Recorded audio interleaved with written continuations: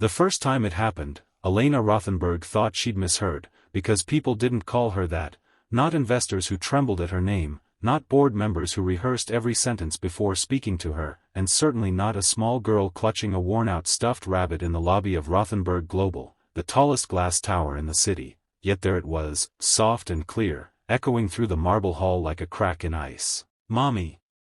And Elena froze mid-stride, her heels stopping so abruptly that her assistant nearly collided into her back, the word hitting her harder than any hostile takeover ever had, because it wasn't just the sound, it was the certainty in the child's voice, the absolute confidence that the woman who had built her life brick by brick alone, who had never married, never had children, never allowed anything messy or emotional to interfere with power, was somehow, someone's mother. Elena slowly turned.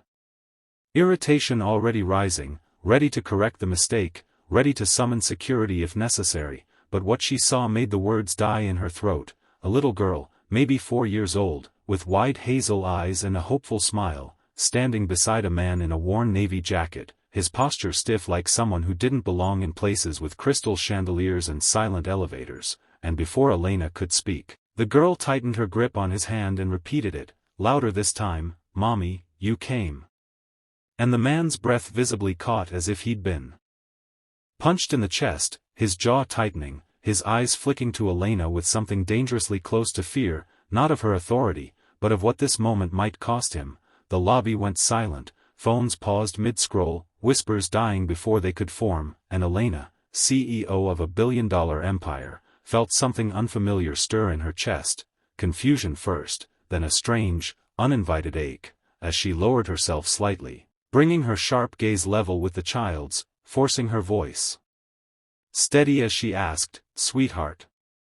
I think you've made a mistake," but the girl shook her head immediately, curls bouncing, as if the idea itself were ridiculous. "No, Daddy said you were busy, but I knew you'd come," and that word, Daddy, made Elena look up sharply at the man, whose eyes now held apology, exhaustion, and something deeper, something buried. "Sir," Elena said, straightening, the steel returning to her tone, "why does your daughter think I'm her mother?"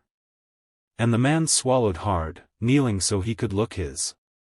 child in the eye, brushing a thumb over her cheek with practiced tenderness. "Lila, why don't you sit on the bench and wait, okay?" But the girl shook her head again, stubborn and fearless, just like, "No." Elena cut that thought off immediately, watching as the man sighed softly, resigned, standing back up and meeting her gaze fully now, and for the first time she noticed the lines on his face, the kind earned from sleepless nights, not luxury. "Because," he said quietly,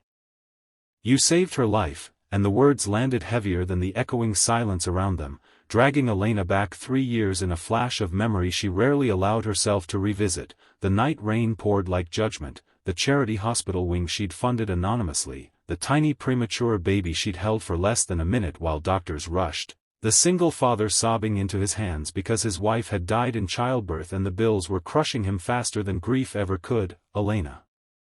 had written a check that night without looking at the number, because it didn't matter, because she could, because it was easier than feeling anything, but she hadn't expected this, hadn't expected the past to walk into her building holding her hand, calling her mommy. The man exhaled slowly, voice steady but eyes glassy. "I didn't tell her you were her mother," he said before she could accuse him. "I told her you were an angel who helped us when no one else would." Elena's throat tightened.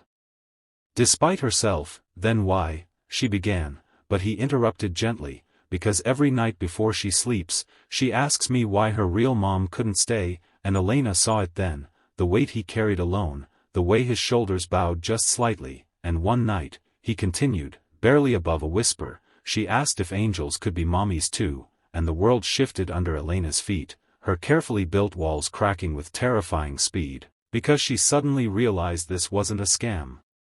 Wasn't a setup, wasn't ambition, this was gratitude mistaken for love, kindness transformed into hope, and before she could stop herself, she looked back down at the little girl, who smiled at her like she belonged, and in that moment Elena Rothenberg, the woman who controlled markets and men alike, didn't know what to say, didn't know how to breathe, didn't know how to explain to a child that she was wrong without breaking something precious forever. The man cleared his throat softly. "I'm sorry," he said, genuine and raw. I never meant for this to happen. We were just here for the scholarship interview, and Elena nodded mechanically, mind racing, heart pounding louder than the lobby ever could, because one impossible question now demanded an answer, a question she had avoided her entire life, and as she looked at the man and his daughter, she felt it press against her ribs, heavy and unavoidable. What if some things weren't mistakes at all? Elena didn't sleep that night, not after the lobby emptied and the little girl, Lila, was gently led away by her father while Elena stood frozen beneath the lights of her own empire, replaying the way those small arms had almost reached for her, the way that single word had shattered decades of carefully controlled distance, and when morning came it brought no clarity, only a quiet insistence that something unfinished was pulling at her. So by the time the board meeting ended early she found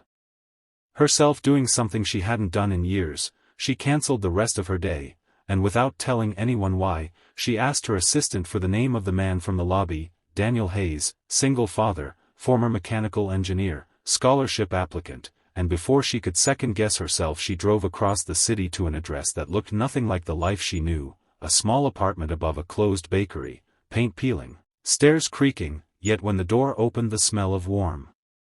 soup and crayons hit her senses so suddenly she almost stepped back, because inside was a life, imperfect, fragile, undeniably real, and Daniel froze when he saw her standing there, the most powerful woman in the city holding a paper bag of pastries she didn't remember buying, his first instinct clearly to apologize again, but before he could speak Lila appeared from behind his legs, eyes lighting up like sunrise. "Mommy!"